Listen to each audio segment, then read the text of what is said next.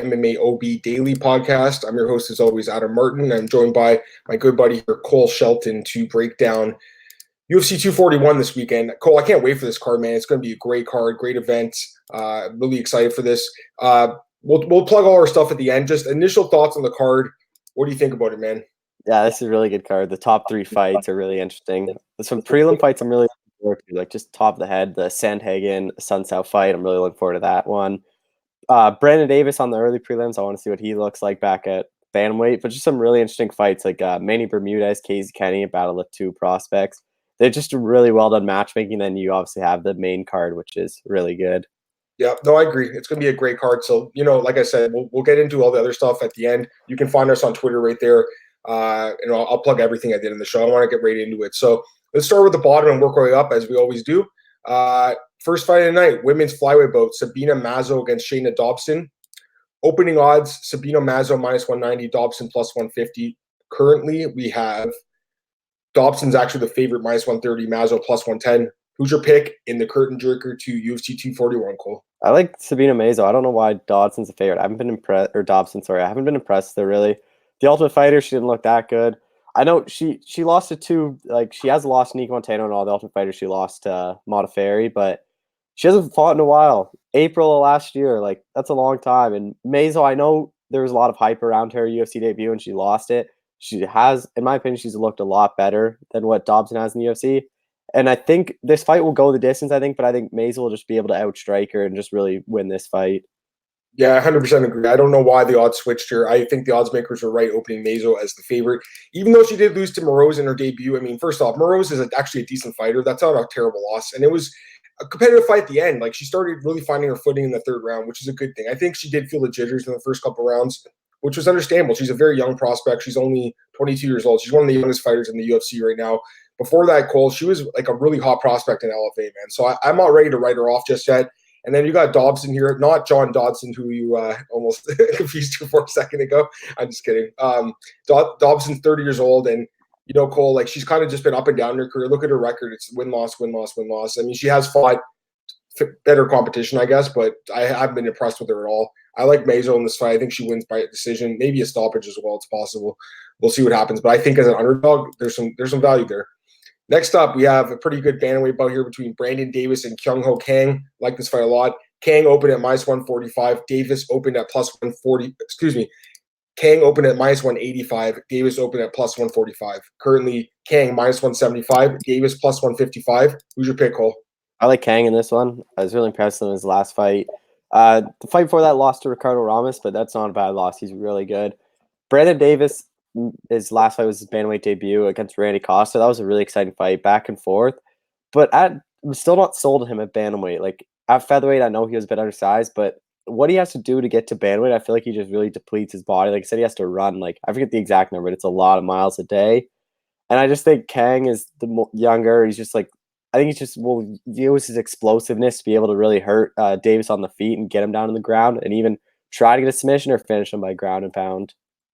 Yeah, this one's tough to call, I think. Both guys are pretty talented. Kang has always been a guy I've liked in the UFC. I think I've picked him almost every one of his fights. The guy's good. I mean, his ground game is awesome. He had that long break, obviously. I think it was for military service, so he took 4 years off, but he's come back. He's looked pretty strong since coming back. So I think he's a good fighter.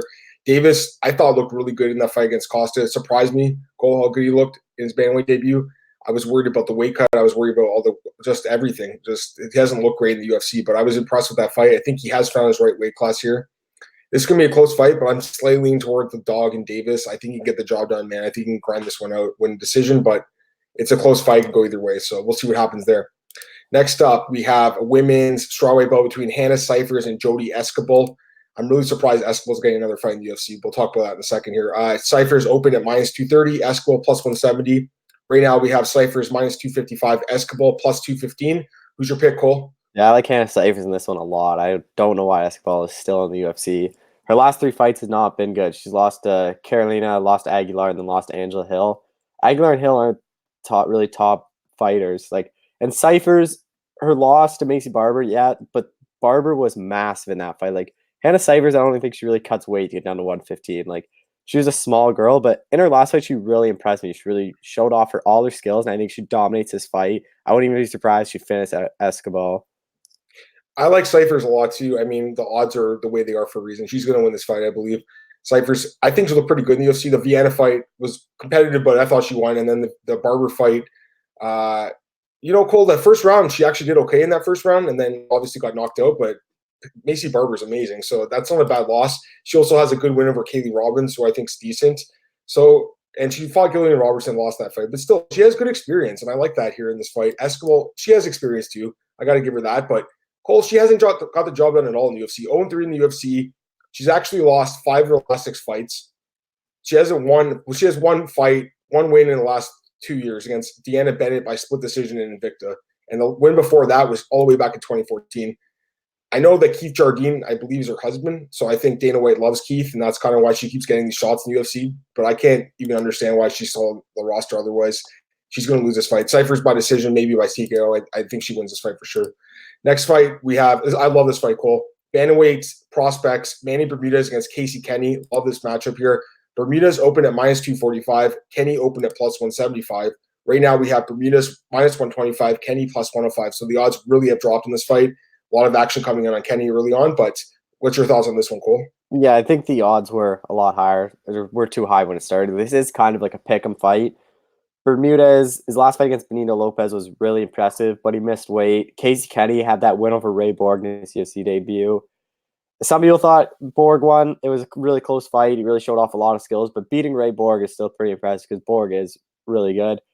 But I favor Manny Bermudez in this one. I think he can get down to the ground and really show off his jiu-jitsu and get another submission win. His ground game is so good.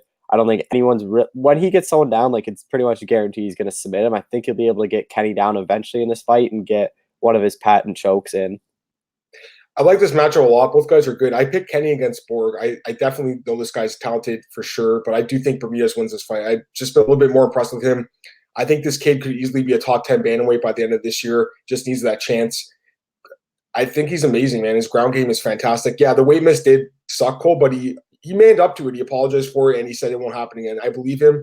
The guy's got some good wins in his career already. Lopez is a decent win. Davey Grant, I think he's retired now, but at the time it was an okay win. And then Albert Morales, who I think is actually a respectable fighter. And then he also beat Tony Gravely, who's fighting tonight at Contender Series. So that's an okay win. And then Kenney, he has the win over Borg, but other than that, I guess Roman Salazar is okay. It's not really about wins and losses here. I just think that Bermudez is just a slightly better prospect, and I think he wins this fight. I don't know, man. It's going to be hard to say if it's the submission or decision here because Kenny's never been finished before, but I just think Bermudez and the way this fight's going to play out probably is going to be in the ground, and therefore he should have a good chance to catch Kenney in a choke. But either way, I think he does win the fight by decision or by submission. So give me Manny Bermudez, and I like him here. Next up, we have a lightweight bout between Jakar Close and Christos Giagos. The odds opened at Close -175, Giagos +135. Right now we have Close -200, Giagos +170. Who's your pick, Cole?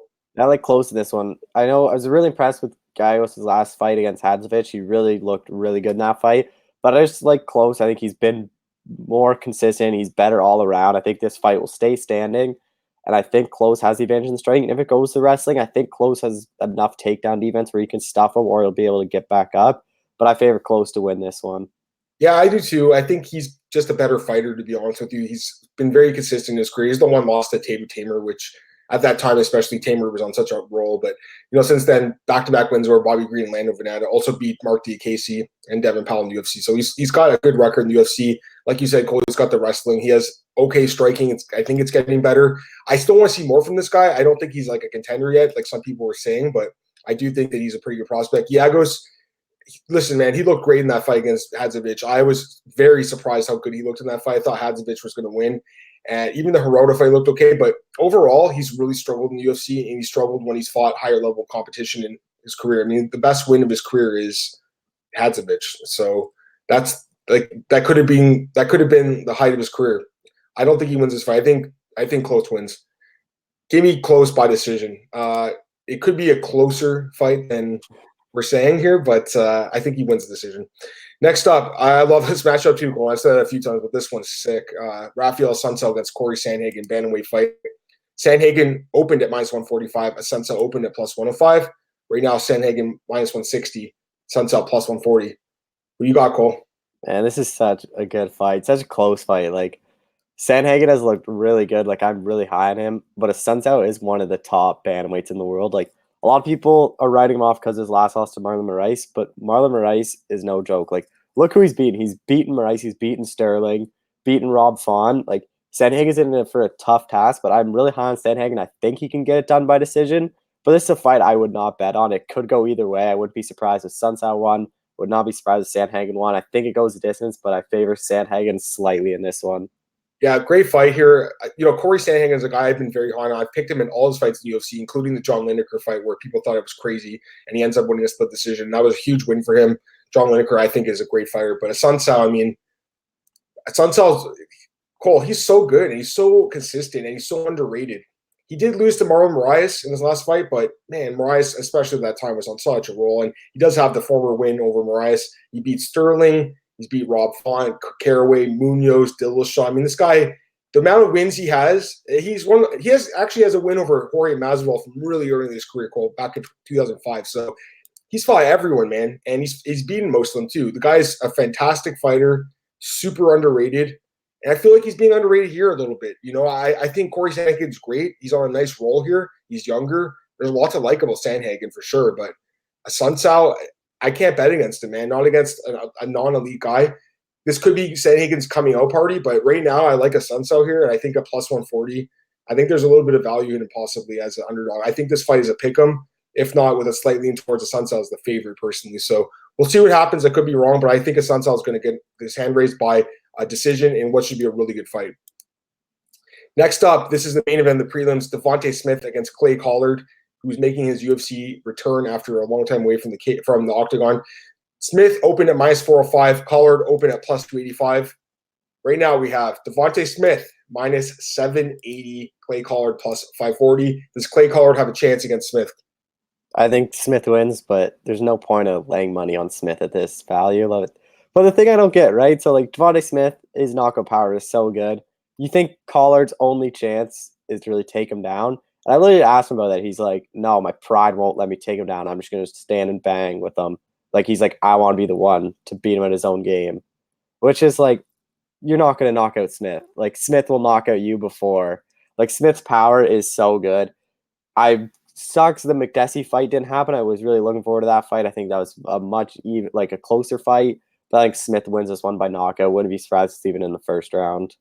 Well, I agree with you. I like Clay Collard. I'm actually glad he's back in the UFC. He had a pretty tough run. He fought Max Holloway in his debut, lost in the third round. It was a really tough fight. He ends up losing, beats Alex White, and then loses close fights against Benitez and Trader, gets cut. And since then, he's 4-1, 5-1. Actually, no, 4-1 in the regional scene. He just had a boxing match last month. He won that fight. I think the UFC matchmakers like this guy. That's why they're giving him another chance. He does put on good fights, but geez, what a bad matchup for him against Smith here, who he's just a faster fighter, more powerful. Smith's going to win this fight by knockout. I wouldn't bet him at minus 780, but let's take a look at the props here. Smith inside the distance, minus 225. So even that's like, if anything, maybe fight doesn't go the distance, minus 280. There's no way this fight's going 3 rounds. I highly doubt it. I don't see that happening, Cole. Maybe you parlay that, but minus 780 is kind of a tough sell for me. I just think that, he's not like an elite fighter, so I don't think I'd want to bet that kind of a huge line on him. He has lost to John Gunther. It's not like he's unbeatable, Cole. It's possible he could get caught. I doubt it, though. Anyway, Smith by knockout's the pick, but I just don't like the odds. It's too high for me. Next up, we have – this is the main card, actually. Opening up the main card, middleweight bout, Derek Brunson against Ian Heinisch. Ian Heinisch opened at minus 215. Brunson opened at plus 165. Right now, Ian Heinisch minus 150. Brunson plus 130. Who's your pick, Cole? Yeah, this is a really interesting fight. Like, Brunson's last fight, I don't think many people could take much into that fight. I think it was more Elias made the fight what it was. But Ian Heinisch, I'm really high on. He has looked really good in the UFC. Like, he fought one of the top jiu-jitsu guys at middleweight in Antonio Carlos Jr. and just gassed him and dominated him.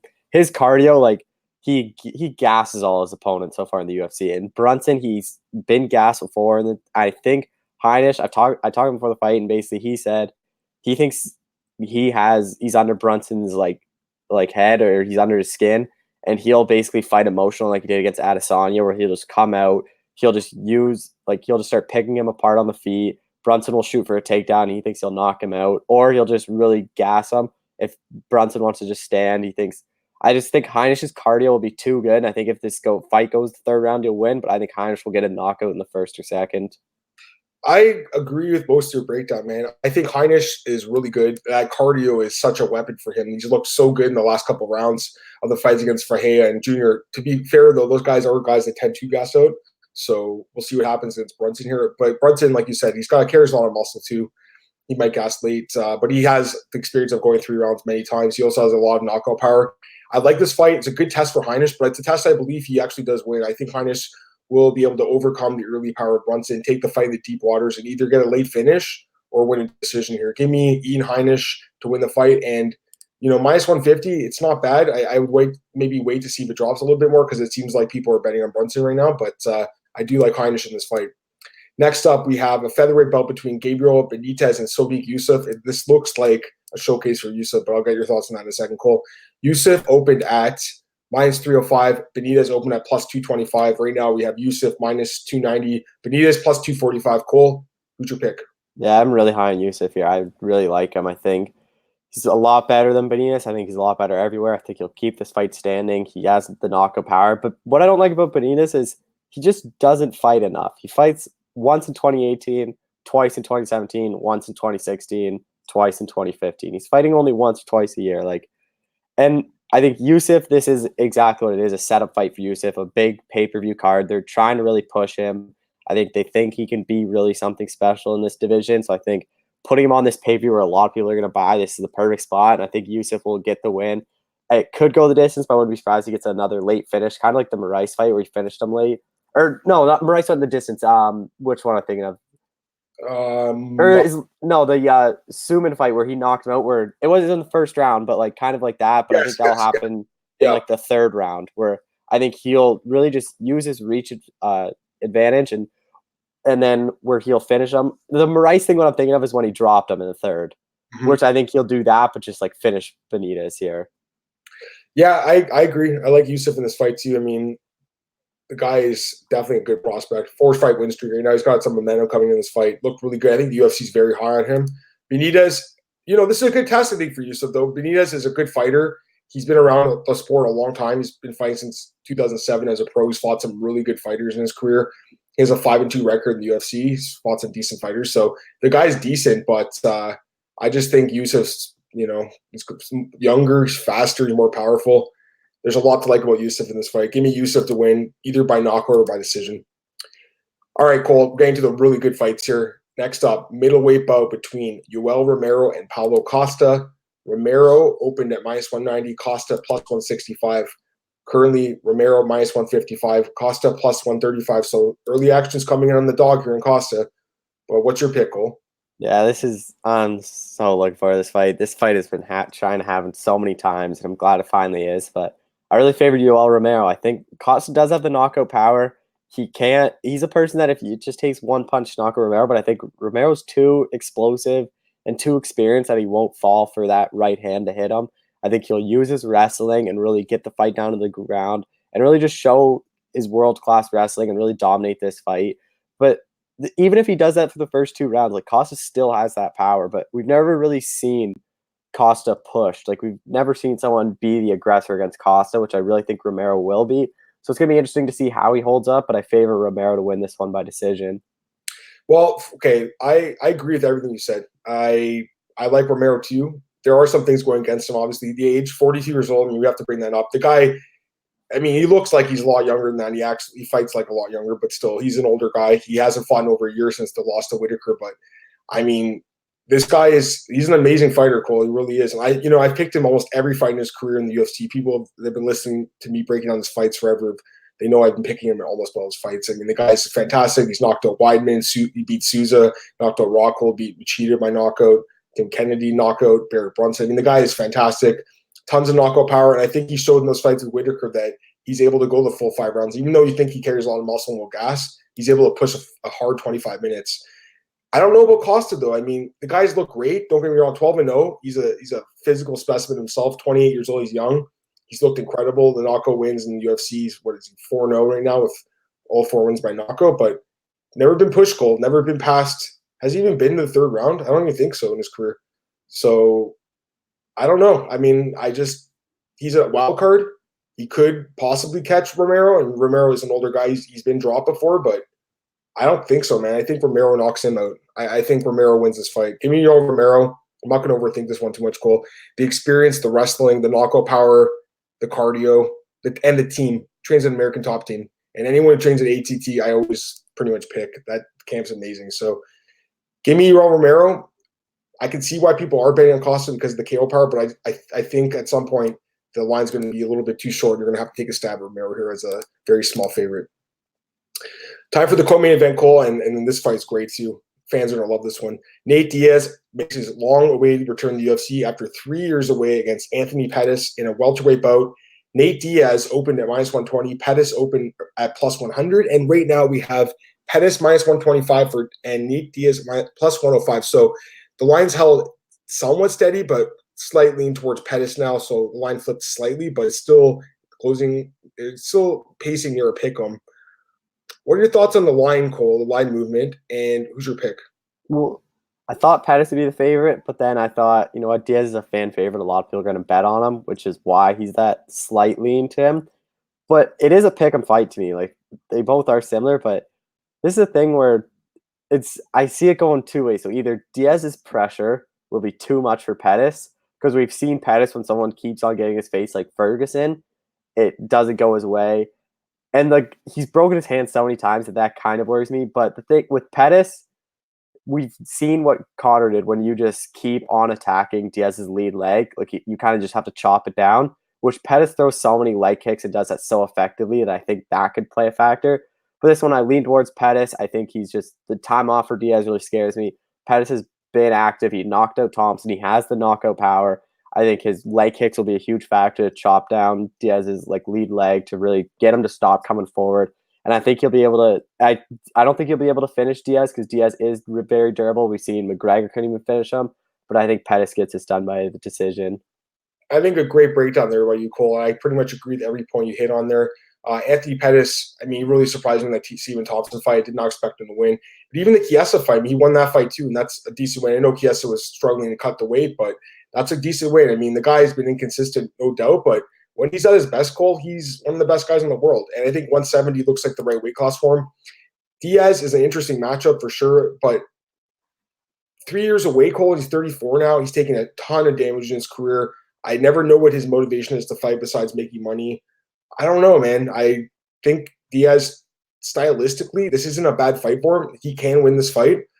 But the time off just scares me too much. I can't bet on a guy like Diaz coming off 3 years away. I know he keeps himself in great shape, and he's obviously got amazing cardio. We all know that. But 3 years away, and I don't know, man. That's just, to me, that's a red flag right there. So I'll take Anthony Pettis. I think he can win a decision too. But you know what? I think the odds are pretty good here because this is a close fight. And really, if it wasn't for the layoff, I might have picked Diaz. But I'll take Anthony Pettis to win the decision.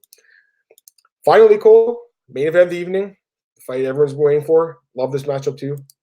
Heavyweight rematch between Daniel Cormier, the champ, and Stipe Miocic, the man he took the belt from. Cormier opened at -150. Miocic opened at +130. Right now, Cormier -145. Miocic +125. Who's your pick in the main event of UFC 241? And this fight, I've been going back and forth on so much. Like last week, I'd literally just wake up and be like, I'd look at stuff. I'm like, nah, Miocic's just taking it. Then the next day, I'd be like, oh, Cormier's on it. The past couple of days, I've been set on Cormier winning this. I just think, I don't think he'll knock him out. I think this goes the distance, but Cormier hasn't lost a heavyweight. He is still one of the best in the world. His only losses are John Jones, which is arguably the best to ever do it. Miocic, the year off kind of scares me, but I mean, he's been doing other stuff. He had a grappling event, but there's a fight I think Cormier, we didn't see Cormier's wrestling in there. I think if Stipe starts to pick him apart, which he sort of did in the first, I think we'll see Cormier use that dirty boxing to clinch and really try to take the fight down to the ground, where I think you'll have the advantage with the wrestling. But this is a super close fight. I think no way. I don't think Cormier will be able to knock him out again in the first like that. I think it was just kind of he just got caught, but I think Cormier wins this fight by decision. This is going to be interesting for sure. I mean, the first fight, I did not expect Cormier to knock out Miocic in the first round. That was very surprising to me. And like you mentioned, Cole, since then, DC at least has fought. He beat Derek Lewis in November.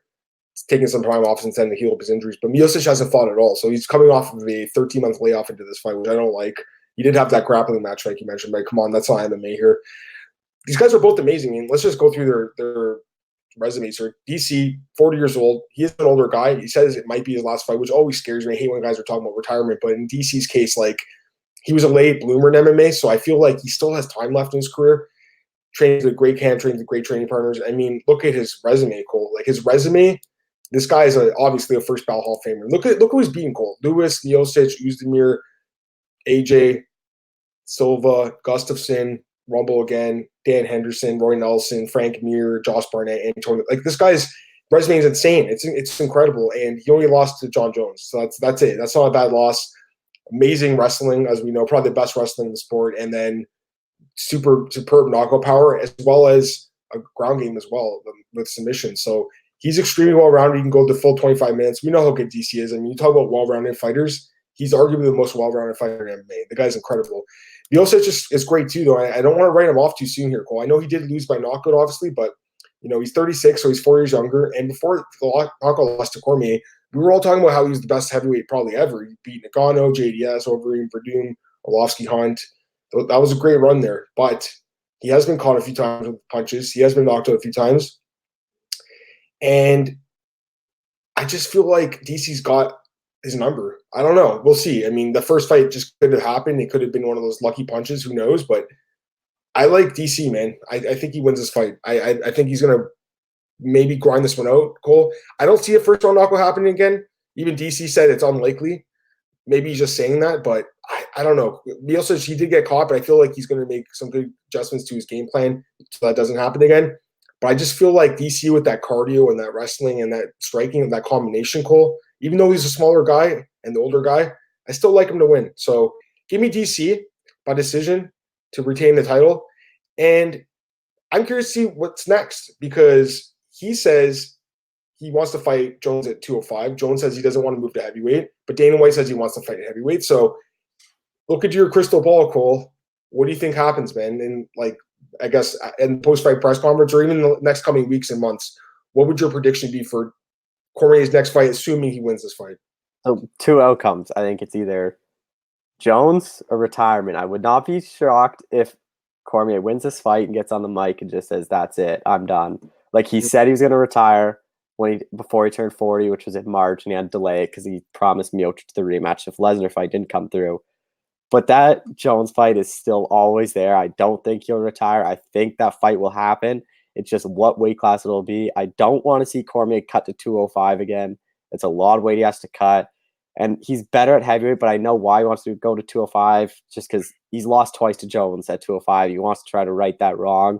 And I get why Jones doesn't want to go to heavyweight because Cormier has looked way better at heavyweight. And I get why Dana White wants it at heavyweight because everyone wants to see it at heavyweight. But I think Cormier and Jones both want a light heavyweight. It will happen at light heavyweight again.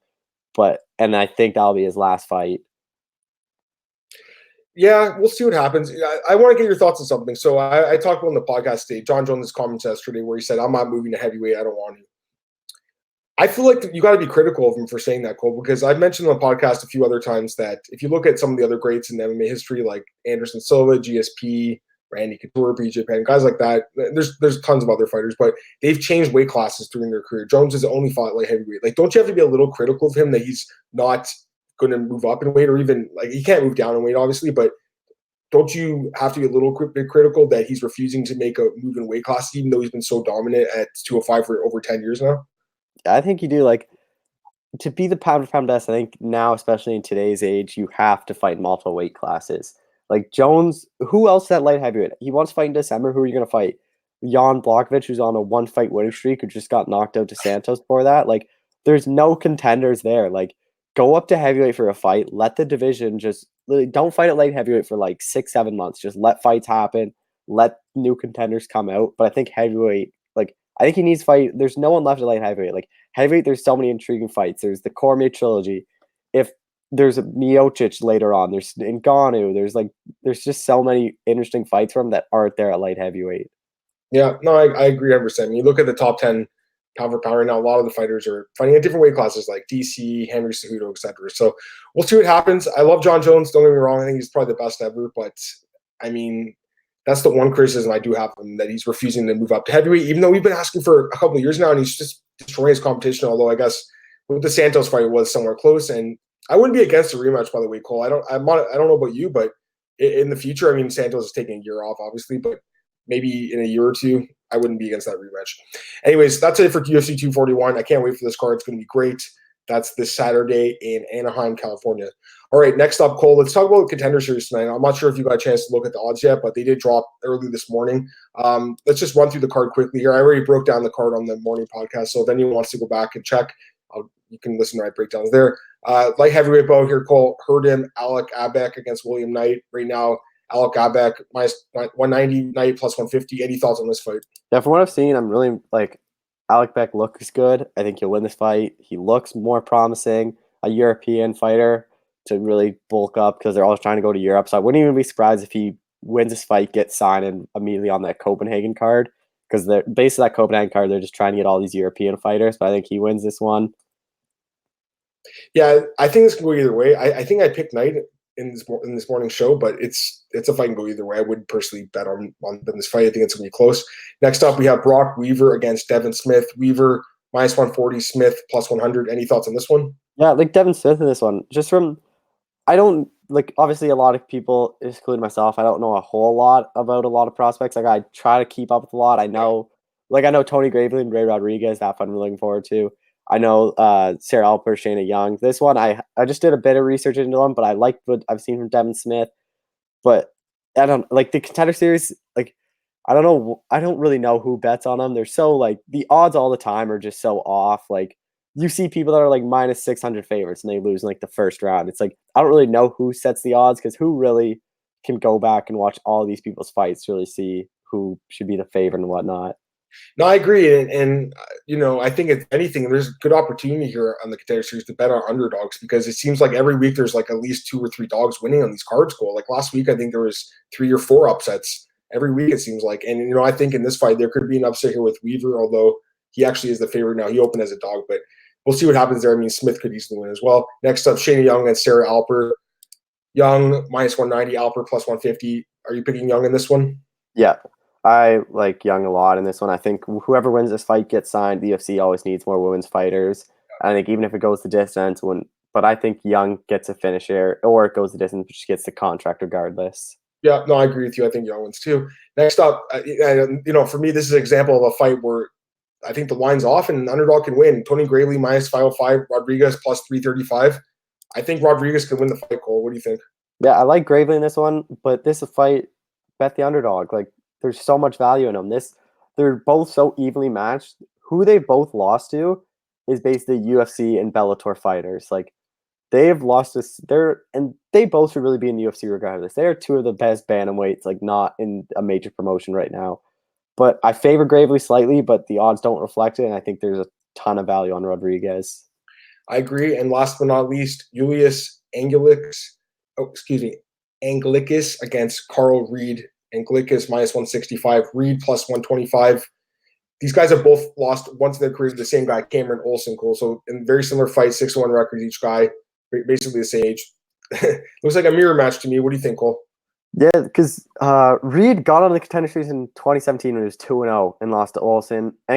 So they're both kind of similar. It's hard because they only have one common opponent. They both lost the same way, so it's hard to really tell. But Anglicus in his last fight in LFA when he beat Clayton York, he headlined that show, so it just shows there's more promise to him. There's more upside, and I think he'll get a knockout win and get signed.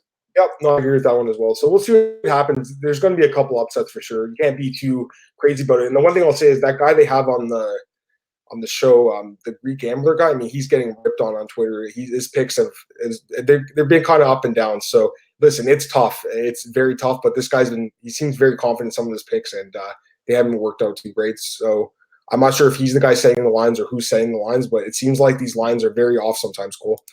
Let's talk about UFC Uruguay quickly. All right. I mean, what do you think of the card first off as a whole, and then we'll get into the fights briefly. Yeah, so I watched it Sunday morning because I wasn't around Saturday, and I don't know, some fights kind of dragged on. There were some good fights. The flyweight fight was really interesting. I like the ref stopped that, and everyone's like, "Oh, why is he stopping it again?" And when you saw the cut, it's like, "Oh yeah, good thing he stopped that. That cut was gruesome." But it was a lot of like, it's kind of like a European card, but it was in South America. Just like they bring in a lot of like European or South American fighters to fight on this. Like a lot of UFC newcomers, you don't really know what's going to happen. There's some good fights, some bad fights. It's just an overall like just average card. Yeah, I agree with that. We'll just talk about a few of the fights quickly. Shevchenko defeats Carmouche in the main event. I said it was a boring fight, Cole. What do you think, man? Was it boring to you? Yeah, not much happened. I don't like Carmouche just. I think they're both at fault for what happened. Like Shevchenko could have tried to explode it. Carmouche was always on her back foot, kind of backing up. She didn't want to get caught by Shevchenko. It was just not much happened. There was not many strikes thrown. It was just a clear Shevchenko won the fight. And that's what I would get. Like Carmouche's corner basically in the fourth, fifth round, just gotta say, like, just go for broke. Like 100%. you already lost the fight. Just go out there, blitz her, see if you catch her. If you get caught, like it is what it is. Like I don't know why she just didn't fifth round. You know you're down 4-0. Just go for it. Like just blitz her the entire time. I agree 100% with what you're saying. I mean, listen, it's easy for us to sit on our chairs here in front of our computers and say this, but you know they're fighters in the cage. But at the same time, I mean, we've watched enough MMA, Cole, to know that when you're down 40-36 and your only chance to win is to get a Hail Mary knockout submission, you have to go for it. Like she was almost gifted a title shot in a way. I don't think people thought she was the number one contender. She gets a title shot and then completely just doesn't do anything opportunity. So I was very disappointed with Carmouche. Now, I want to get your thoughts on one of the comments Shevchenko said in the post-fight presser. She was asked if she heard the boos and what she thought about them, and she said, yes, fans were disappointed because I won my last fight by KO and they were expecting that. But she said, you know, fans need to watch the fights more closely and respect the technique and the speed and the precision and not always expect a slugfest. Is that a fair comment for her to say, or do you think that she needs to realize that this is an entertainment sport as well, and that when you're not giving the fans what they want, they're going to be booing? Well, her fight against Joanna, that fight wasn't a knockout, and that fight was way more interesting and way more entertaining because they were actually throwing strikes. They were getting takedowns. There was grappling involved. Like this one had nothing. There was like it was literally just like a couple strikes thrown, they back out, wait, feint around, and then they just go back in for like 30 seconds. But not much happened. Like I get not every fight's gonna end in knockout, but even fights that go to the distance are sometimes way better than fights that end in knockout. Like Shevchenko is just known for putting on good fights, and I just think this one was really disappointing to what fans had expected. Yeah, no, I agree with that as well. Co-main event. I mean, this was a great fight. Luke and Mike Perry. Was Mike Perry's broken nose the worst injury, or not injury, but the worst broken nose you've ever seen in MMA? I think it has to be. That thing was like you couldn't even tell where it started. That was just all over the place. That's so like I don't know. That it was the knee that got him, right? Because you couldn't really tell. Like it was just he kneed him. They went down to the ground, then he get up and he just has this nose. Like I don't know, but that was one of the worst broken noses I've ever seen. Now, do you believe Mike Perry's stock actually went up despite losing? Oh, 100%. I think it always does in Mike Perry's case. Like he's on that case where it doesn't matter if he wins or loses. He just puts on exciting fights. Fans want to see him fight. And I think no matter what happens, as long as he puts on a good fight, he'll keep on getting fights like this. Yeah, no, I was actually impressed with Mike Perry. I'm actually starting to kind of like this guy. Like at first he was just kind of a brawler and he was just knocking guys out. But even he said he's evolving as a fighter and, you know, he doesn't mind going the full 3 rounds, which that's what I've talked about many times, Cole. I'm okay with fights that go to decision. No problem. Like as long if they don't get a knockout, but it's like, at least he's throwing strikes and trying to win to the better end. Like his face was smashed in and he's still trying to beat Luque. And I got to respect that. Now, Luque gets the win, 6 straight wins, calls out Wonder Boy. Do you think that fight makes a lot of sense? I think Luque has to fight someone in the top 10, top 5, like Wonder Boy, RDA, someone like that can really push him over the top. Because, like, him and Eliza Zaleski dos Santos need to stop fighting unranked guys. Like, they are both on such long winning streaks that they deserve to be fighting ranked opponents next. And a name opponent that's coming off a loss that either Luque builds his name off of or that person coming off a loss like Wonder Boy or RDA go, okay, we're still back at the top. Give us another top guy. Yeah, I agree. And I remember Wonder Boy actually said he wanted to fight RDA, but to me, it makes more sense to kind of pair these guys off with these guys that deserve shots at top ranked opponents. Like even Jeff Neal's another guy. Cool. He really deserves a top 10 guy next. So we'll see what happens there. couple other fights to talk about here. Let's see. The Bontorin and Paiva fight, you already mentioned that. I mean, that was one of the nastiest cuts I've ever seen. And I was like you, Cole. I was like, why is this ref stopping the fight? And then I realized, oh, man, that was a really bad cut. But that reffing was really sketchy in that fight. The other fighter that won a bonus here, or sorry, I should mention the two fighters that won a bonus. Volkan gets a knockout. Macedo wins by submission. Any thoughts on their performances? Yeah, Volkan looked really good. Like, he dominated that fight. He really put it on Latifi. It was good to see him get back in the win column. I think a lot of people thought he beat Reyes. I like how he called out for Reyes again. I don't think he'll get it right away, but it's just good that he still wants that fight. I think he'll get another top guy. And Macedo, that submission that was a really good performance. That submission was really good. It was just an all around, like, I did not expect that fight to end that quickly and end like that. No, I agree. So overall, an okay card, but I think T41 is going to be a lot better. As far as like news and notes go, Cole, anything that you want to talk about that we haven't brought up yet as far as fight announcements or news out there? Well, the UFC just announced something. Another MMA retirement is coming to a pause. Who? Ben Rothwell will take on Stefan Struve in Washington, D.C. Why? I don't know. The UFC just announced it. The skyscraper is back. A horrible fight. Oh, my God. That sounds awful to me. Why do retirements literally last like 4 months?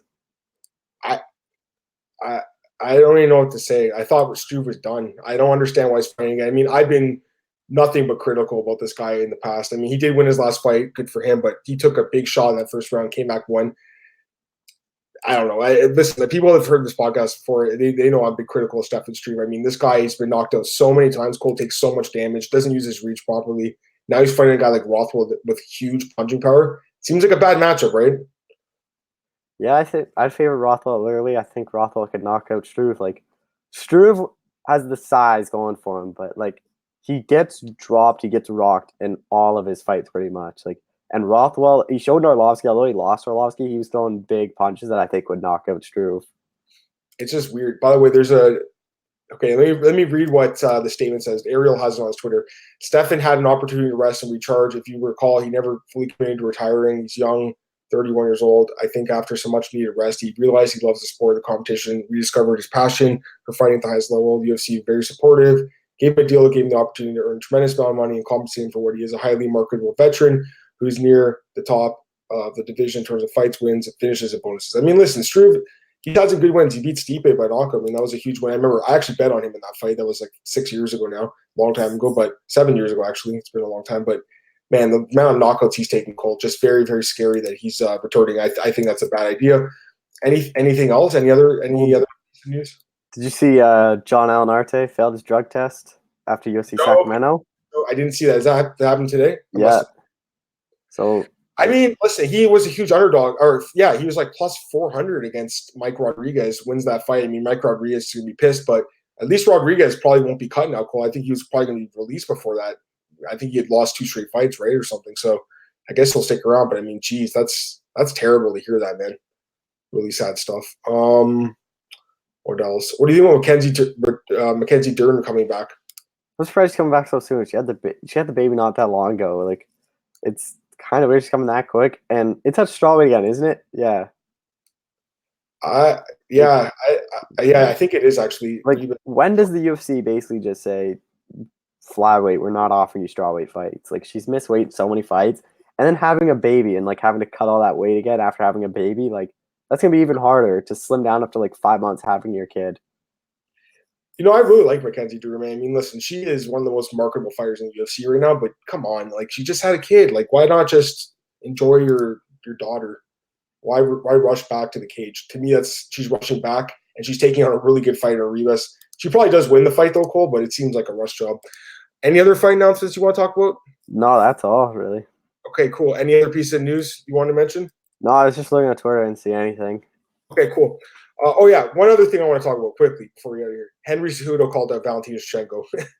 Any thoughts on that? Man, like, he is really embracing that cringe role so well. Yeah. I was talking to Manny Bermudez before this fight. I was literally like, "What do you think of the champion in your weight class?" He's literally like, "Oh, that guy's so annoying." He's like, "I wish I could just go up and punch him," but he's like, "I respect him though." He's like, "If I had an Olympic gold medal, I'd be telling everyone I won an Olympic gold medal too." So it's just like he's starting to go too far. Like, I get what he's doing. Like, that's how he's kind of got big, is this like cringe role. But it's just the Shevchenko call. Why would you do that? Like, it's No, it's never gonna happen. It just doesn't make a lot of sense. I don't see a men versus women's fight in the UFC ever happening. Although there are some interesting fights. I mean, the Manny Diaz against Henry Cedo was kind of an interesting fight to me. Anyways, that won't happen. But let's just, I think that's it. We'll wrap the show up now, Cole. All right, so plug your stuff, and then I'll plug mine. Go ahead. BJPen.com, talked to Ian Heinisch and Paulo Costa. That one was something else because he doesn't speak much English. So it was basically him on the phone and his manager on the phone. I had to basically ask the questions. His manager translated it. Costa would say Costa would say in Portuguese. His manager would translate back to English for me. So it took a while, but I got that done. Basically, he says he's going to knock out Romero in the first. No one can handle his power. The fighter picks for Romero Costa, Pettis Diaz, Cormier Miocic will be up this week. And then just any other new stuff will be on my Twitter. Good stuff, man. Follow me on Twitter at MMAOB. Martin's right there at the bottom of the screen. Podcast is, of course, available at MMAOddsbreaker.com. That's my home. I'll have a more detailed breakdown about the Contender Series tonight, my thoughts on those fights, as well as UFC 241's opening odds. Always check that out. Our YouTube channel, like, share, subscribe, comment, tell your friends about it, guys. I really appreciate that. We're trying to grow the show. It's growing slowly but surely, so I appreciate that. Also, check me out, of course, at bjpen.com and MMARings.net, where I have an article about Valentina, Shevchenko, and what's next for 125. I really appreciate you guys tuning in today for the morning show here with Cole Shelton, breaking down UFC 241. Go back and listen again if you just joined in right now. Cole, appreciate you coming on as always, my man. We'll talk to you very shortly, Cole. And for you guys, I'll be back tomorrow morning breaking down whatever happens tonight at Contender Series and any other fight announcements that the UFC brings up. Guys, have a great day, and we'll talk to you very soon.